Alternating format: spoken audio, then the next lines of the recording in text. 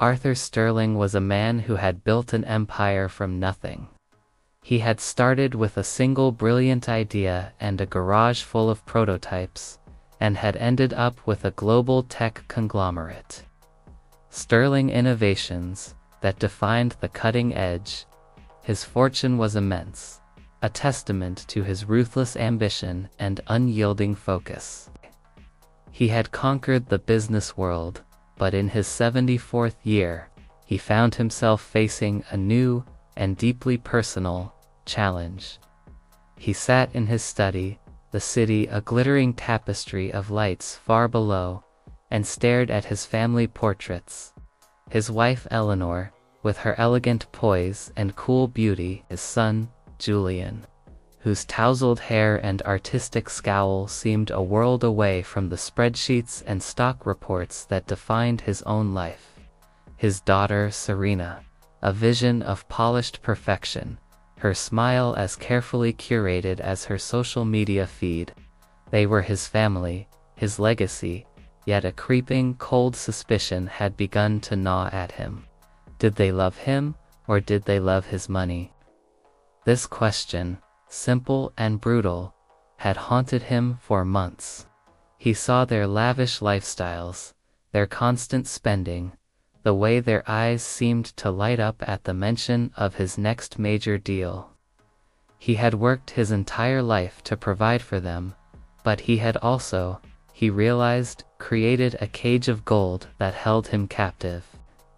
He had given them everything, but perhaps in doing so, he had taken something away. Their humanity, their genuine affection. He needed to know. He needed a test. He found his answer in Dr. Alistair Finch, his longtime personal physician, and a man he trusted implicitly.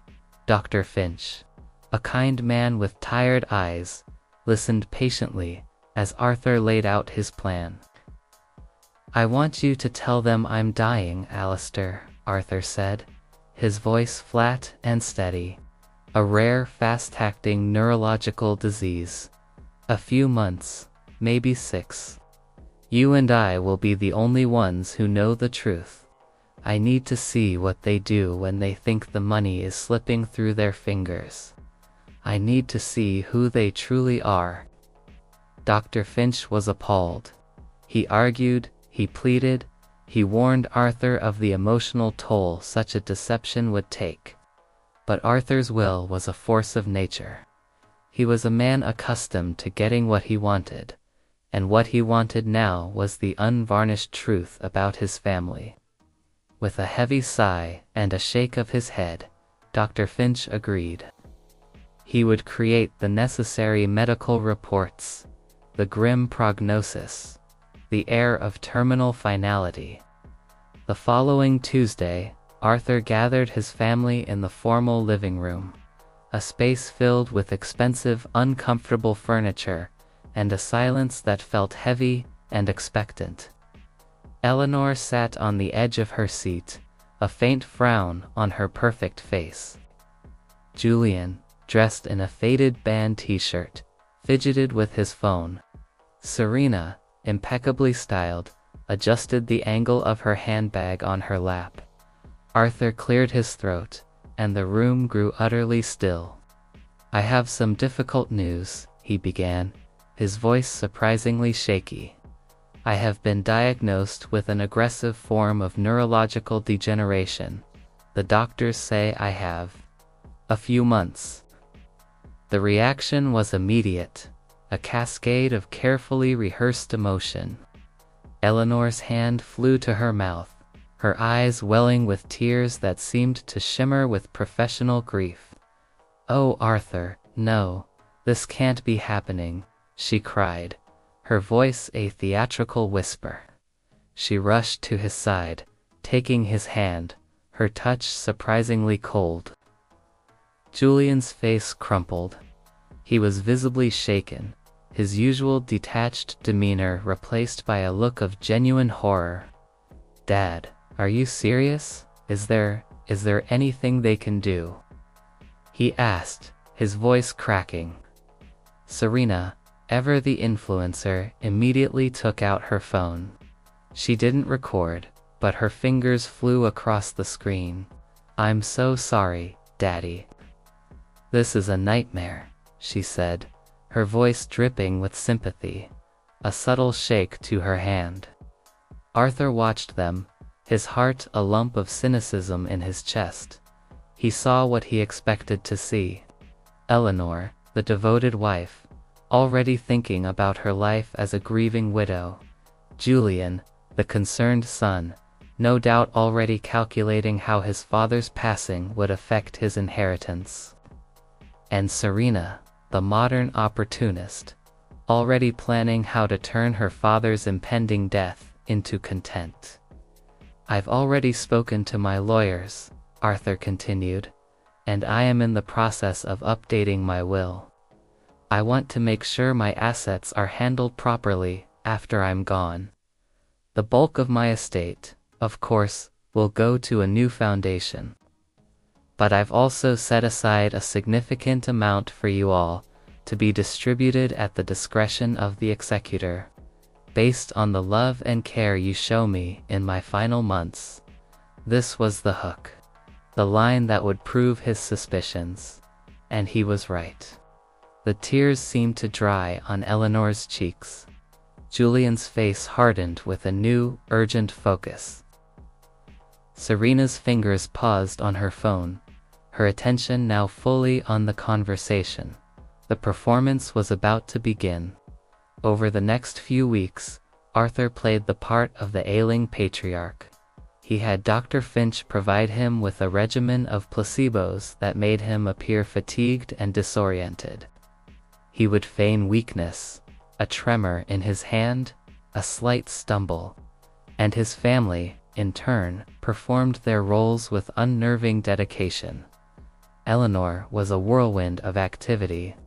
She hired a team of event planners, not to throw lavish parties, but to begin what she called the legacy preservation phase. She spoke constantly on the phone in hushed, serious tones, and her tablet was always open to a spreadsheet detailing financial assets and property holdings. Arthur watched her, his bitterness growing. She wasn't preparing to lose him. She was preparing to inherit him.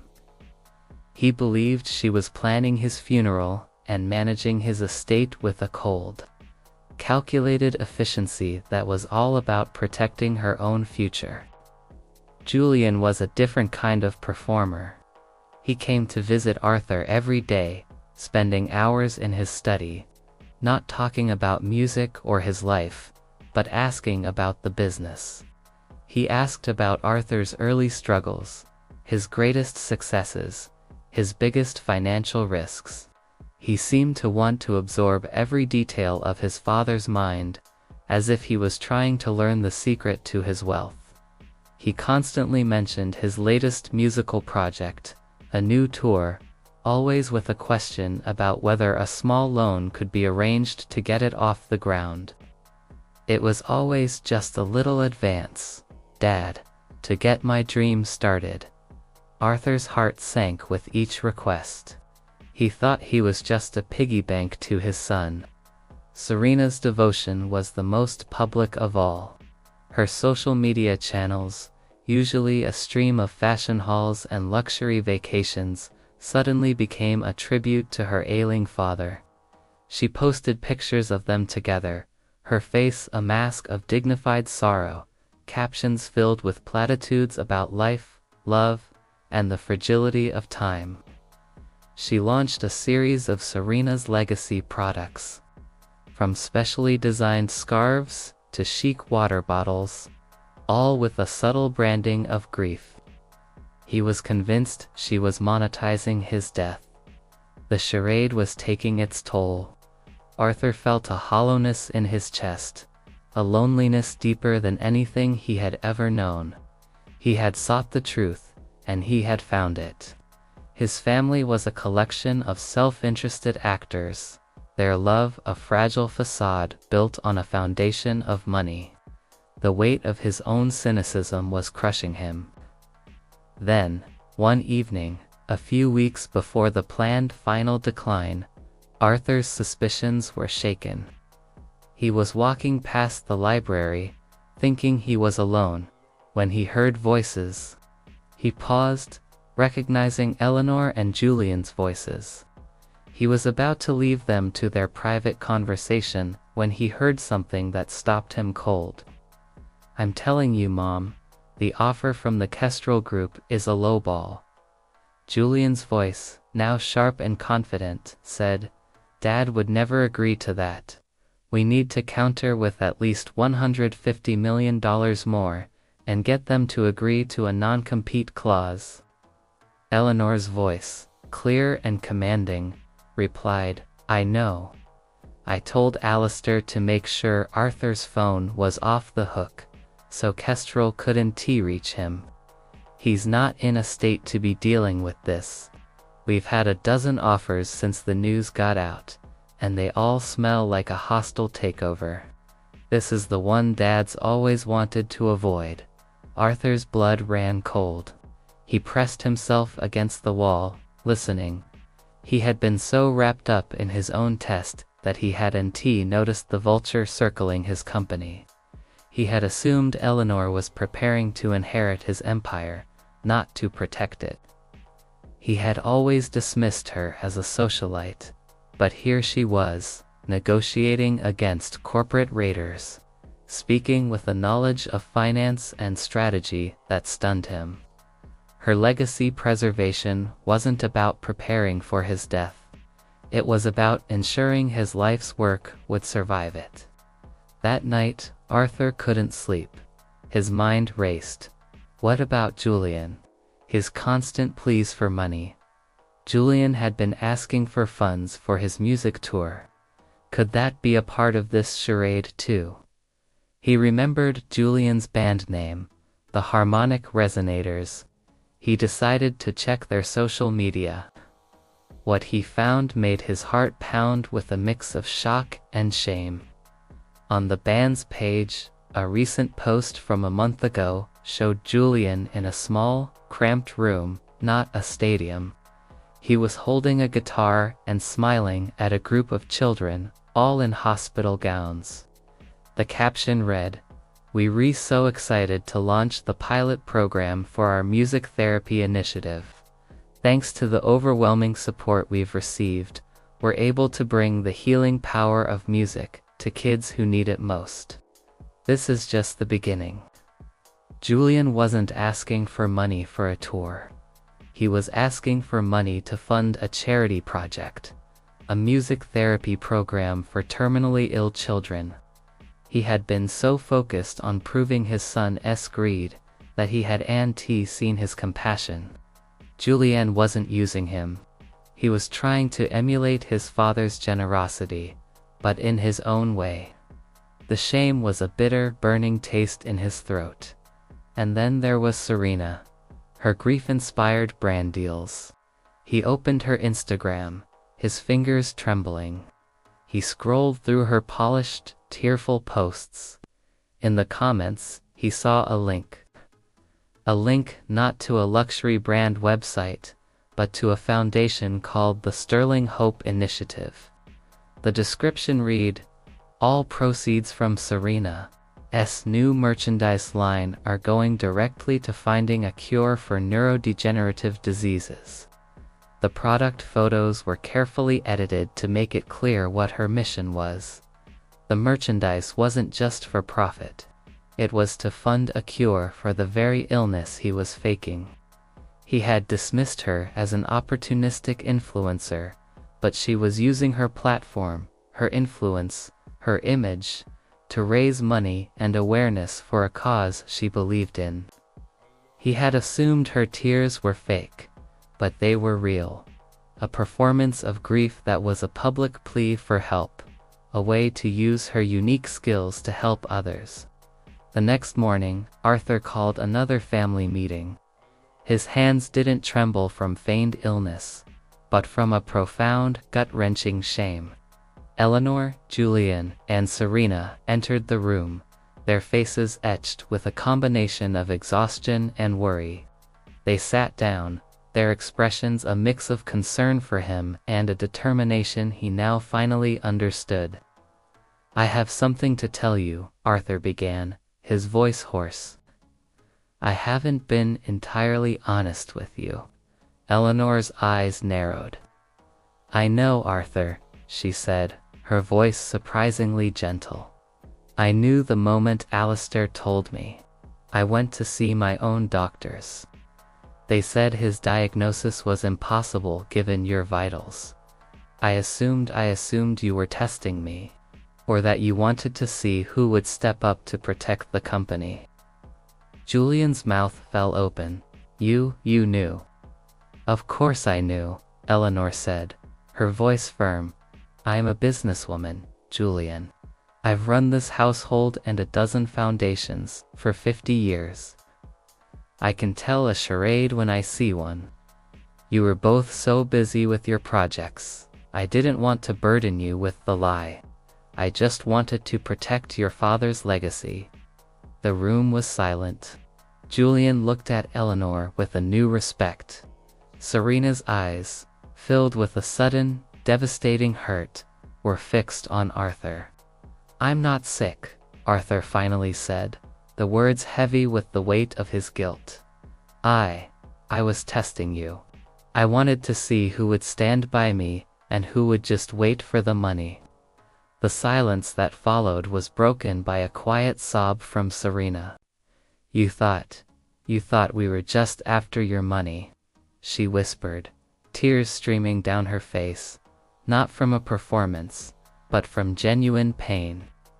"Dad, I've been using my platform to raise money for a neurological research foundation. I've been working day and night to set up the Sterling Hope Initiative. It's for you. It's for you, Dad. And you thought I was just trying to get famous." Julian looked at his father, his face a mixture of anger and disappointment. "I wasn't asking you for a loan for a tour, Dad. I was trying to get funding for my music therapy program. I wanted to show you I could do something good with my life, something that actually mattered. And all this time, you thought I was just a mooch." Arthur had never felt so small. He had built an empire of steel and glass, but he had lived in a gilded cage of his own making. A cage of suspicion and cynical assumptions. He had sought the truth, and he had found it, but it was not the truth he expected. The truth was that his family was not defined by their flaws, but by their quiet strengths. Eleanor, the socialite, was a sharp-minded protector. Julian, the musician, was a compassionate philanthropist. Serena, the influencer, was a tireless advocate. He had been so focused on seeing the worst in them that he had completely missed the best. "I am so sorry," Arthur said, the words a raw, sincere confession. "I have been so wrong. I was so afraid that you only saw my money that I blinded myself to who you truly are. I have spent my whole life building this fortune, and in doing so, I've neglected the greatest treasure I ever had, you." Eleanor, her composure finally breaking, rushed to him and wrapped her arms around him, a genuine embrace this time. Julian and Serena followed, and for the first time in years, the Sterling family stood together, not as a collection of individuals, but as a family, bound not by wealth, but by a love that had been there all along, hiding in plain sight. The lie was over. The test was a failure. But in the failure, Arthur found a success greater than any he had ever known. He had lost his test, but he had found his family. And as they stood there, holding him, he finally understood that the most valuable inheritance he could leave was not his money, but the legacy of his love. He would have to work hard to earn their trust back, to be the father and husband they deserved. But for the first time in a very long time, he felt a flicker of hope. He had finally found the one thing money couldn't buy, the one thing he had been looking for his whole life: the unconditional love of his family.